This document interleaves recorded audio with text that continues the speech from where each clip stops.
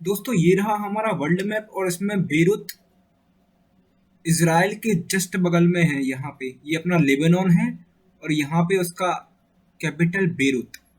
तो यहाँ ब्लास्ट हुए हैं बेरूत में।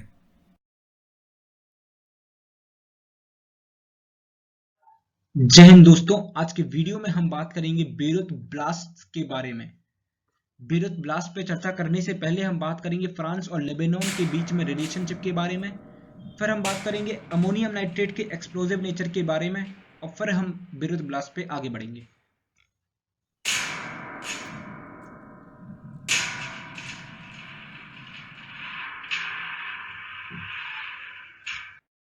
दोस्तों फ्रांस और लेबनान दोनों के बीच में अगर हम रिलेशनशिप की बात करें तो यह शुरू होता है 1920 से। 1920 में ओटोमन एम्पायर के डिवीजन के बाद लेबनान का कंट्रोल फ्रांस को सौंप दिया गया।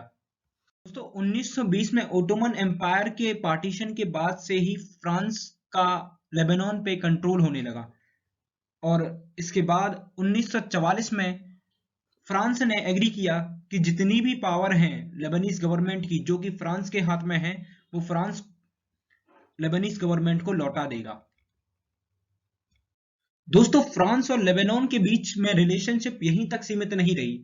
आगे जब लेबनीज सिविल वॉर हुई जो कि 1975 से लेकर 1990 तक चली, तो तब भी फ्रांस ने अहम भूमिका निभाई। जैसे कि यूनाइटेड नेशन इंटरिम फोर्स का सेटअप लेबनान में करना, इसमें फ्रांस ने भूमिका निभाई। साथ ही यूएन द्वारा कई सारे रेजोल्यूशंस लेबनान में पास करना, इसमें भी फ्रांस ने अहम भूमिका निभाई। साथ ही दोस्तों 1990 के बाद भी फ्रांस लेबनान गवर्नमेंट से ट्रेड भी करता आया है, साथ ही उसे मिलिट्री असिस्टेंस भी प्रोवाइड करता आया है। तो इससे हम कह सकते हैं कि फ्रांस और लेबनान के बीच में अच्छे ताल्लुकात रहे।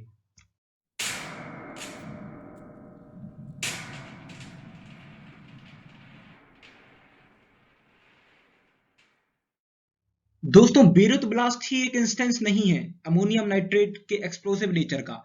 इससे पहले 1995 में ओक्लाहोमा सिटी में भी बॉम्बिंग हुई थी और वो भी अमोनियम नाइट्रेट के कारण ही हुई थी।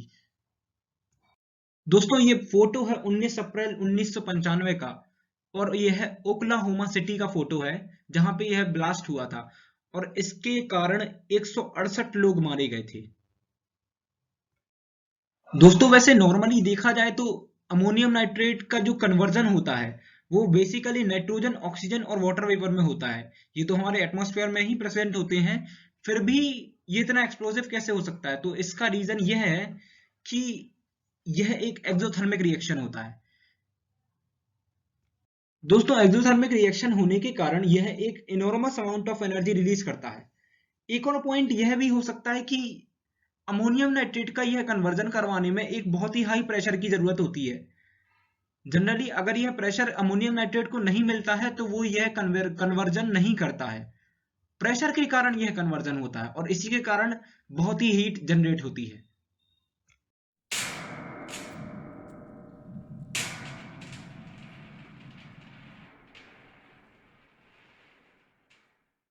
दोस्तों बेरूत ब्लास्ट पे आगे बढ़ने से पहले हम इस वीडियो को देखते हैं।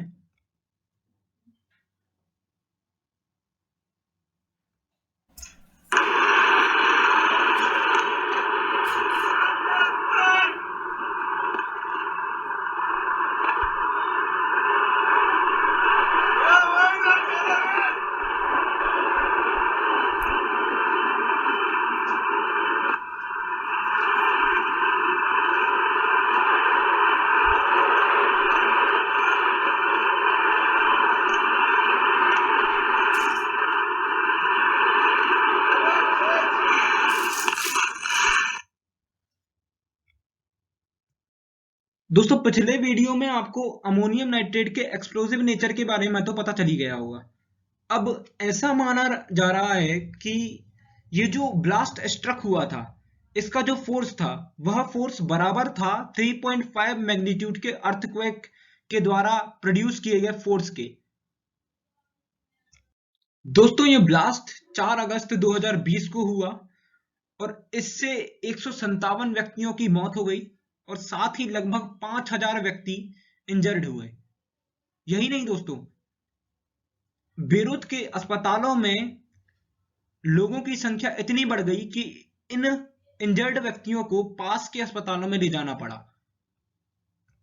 लेबनान की हेल्थ मिनिस्ट्री के द्वारा रिलीज किए गए डाटा के अनुसार 157 लोगों की मृत्यु हुई है और साथ ही लगभग 5000 लोगों को इंजरीज आई हैं। दोस्तों, पास के अस्पतालों से मेरा अभिप्राय है कि आसपास के शहरों के अस्पतालों में ले जाया गया।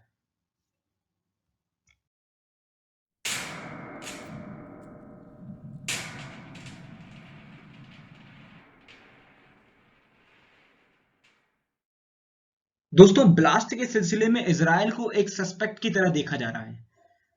यह ऐसा भी है क्योंकि लेबनान में एक कहावत है कि आग बेरूत में लगे, इजराइल को दोष दो।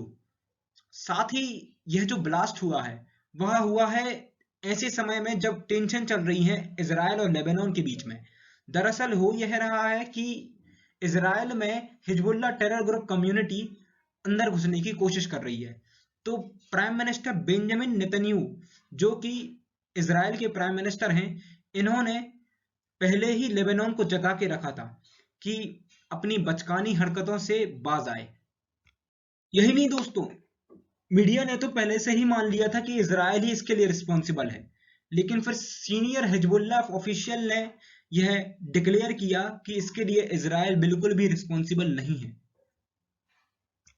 दोस्तों, इतना मैसिव एक्सप्लोजन देखकर डोनाल्ड ट्रंप ने पहले ही अपने मिलिट्री ऑफिशियल्स से जानकारी के अनुसार यह बोल दिया था कि यह अटैक की तरह ज्यादा लग रहा है। दोस्तों, फोर्ब्स की रिपोर्ट के अनुसार इजराइल ने साफ साफ कहा है कि उसने यह ब्लास्ट नहीं करवाए हैं।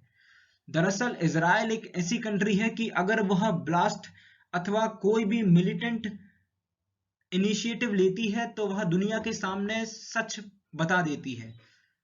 और इस बार इजराइल ने साफ साफ कह दिया कि इसमें उसका इन्वॉल्वमेंट बिल्कुल नहीं है। फिर बाद में हिजबुल्लाह कम्युनिटी के ऑफिशियल का स्टेटमेंट आया। दोस्तों, इसके बाद एक नेशन वाइड स्टेटमेंट आया प्रेसिडेंट मिशेल आउन के द्वारा। इन्होंने कहा कि लगभग 2750 टन अमोनियम नाइट्रेट, जो कि बॉम्ब और फर्टिलाइजर बनाने के काम में आता है, वह पोर्ट के पास रखा हुआ था, पोर्ट के वेयर हाउस में रखा हुआ था और यह लगभग 6 सालों से रखा हुआ था बिना किसी सेफ्टी मेजर्स के। तो इसमें उन्होंने आपत्ति जताई है और साथ ही यह बोला है कि इट वॉज अनएक्सेप्टेबल।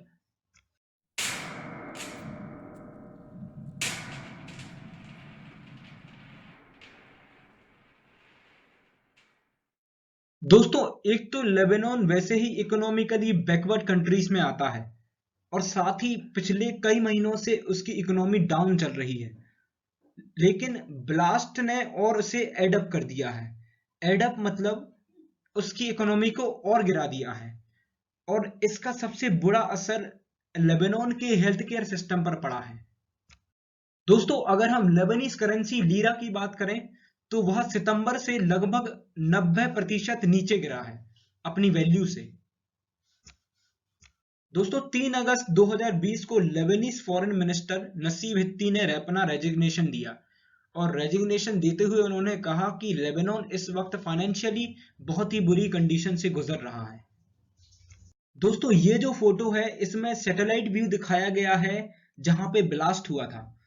तो ये जो ऊपर वाली तस्वीर है ये पोस्ट ब्लास्ट के दौरान की फोटो है और ये जो नीचे वाली तस्वीर है यह प्री ब्लास्ट के दौरान फोटो है। दोस्तों, ब्लास्ट के बाद हमारे देश में कई जगह पे अमोनियम नाइट्रेट का स्टोरेज चेक किए गए। इसमें से चेन्नई एक जगह थी जहां पे 740 टन ऑफ अमोनियम नाइट्रेट रखा था और ऑफिशियल्स ने बोला है कि यह बहुत ही अच्छी कंडीशन में साथ ही सेफ्टी मेजर्स के साथ रखा गया है। दोस्तों, यूरोपियन यूनियन, टर्की और भी कई सारे गल्फ स्टेट्स ने मदद के लिए हाथ बढ़ाए हैं और साथ ही उन्होंने बेरूत को एड असिस्टेंस प्रोवाइड भी की है। दोस्तों, यूनाइटेड नेशन ने लगभग $9 मिलियन बेरूत को दिए हैं ताकि वह अपने हॉस्पिटल्स को रीएस्टेब्लिश कर सके। दोस्तों यहाँ बात आती है फ्रांस और लेबनान के बीच में अच्छे रिलेशंस की। एक पिटीशन पूरे के पूरे सोशल मीडिया ऑफ लेबनान में सर्कुलेट हुआ और उसने लगभग 44,000 सपोर्ट पाए। उस पिटीशन में ऐसा लिखा था कि Lebanon's official have clearly shown a total inability to secure and manage the country. और पिटीशन ने बोला था कि एक फेलिंग सिस्टम है, करप्शन है, टेररिज्म है और साथ ही मिलिशिया है कंट्री में जो कि कंट्रोल करता है कंट्री को।